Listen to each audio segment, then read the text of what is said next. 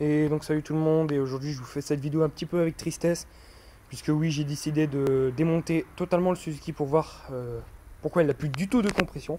Donc comme vous avez dû voir, il est plus sur son support, je l'ai vidangé huile et essence, je vous montrerai la gueule de l'huile juste après. Donc son support il est là.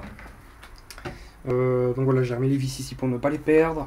Je pense que ça va rester un sacré temps. Et l'huile, elle est dans le bac là-bas. Je pense que par la suite, selon la quantité d'huile, je pense que je prendrai cette huile là. La 15 W40. Mais l'huile, vous allez voir, elle est noire de chez noir. Et pourtant, elle n'a même pas un an. Donc, l'essence, elle est là. Il me reste que ça. Et voici les couleurs de l'huile. Donc, comme vous voyez, elle est assez vieille. Enfin vieille, non pas vraiment parce que je l'ai vidangé au garage, mais quand je fais ça on voit encore un peu après transparent dessus.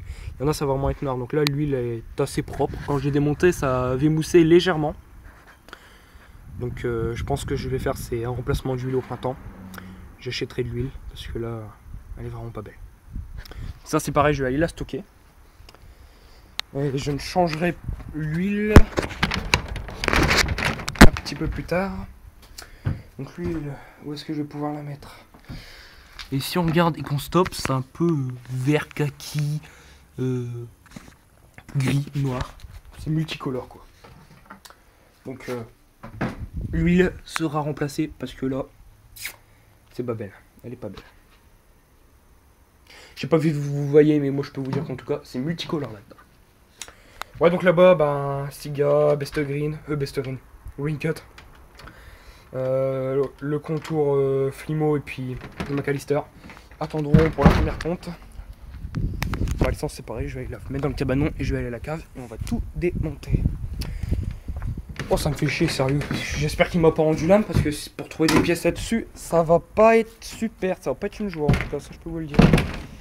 Je vais chercher les clés du cabanon, on va fermer le cabanon.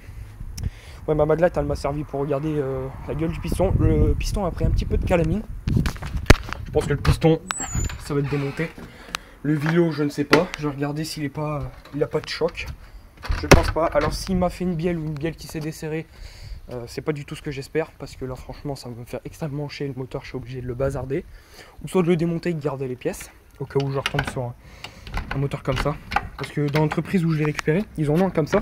Mais monté sur une Wolf. Attendez, parce que c'est galère à fermer la porte. Attendez, je vous pose 2 secondes. Voilà. Parce qu'en fait, il faut soulever la porte. Enfin, c'est galère. Donc voilà. Donc je vais ranger tout mon matériel et puis après, je vais amener le Suzuki à la cave et on va tous démonter. Jusqu'au dernier boulon. Pour le volant moteur, je ne sais vraiment pas comment je vais faire.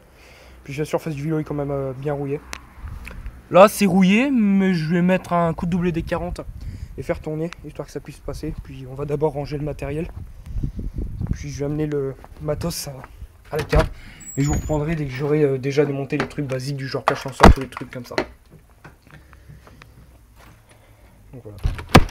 Ah non, sérieux, c'est cool. Bon voilà, allez, à tout à l'heure.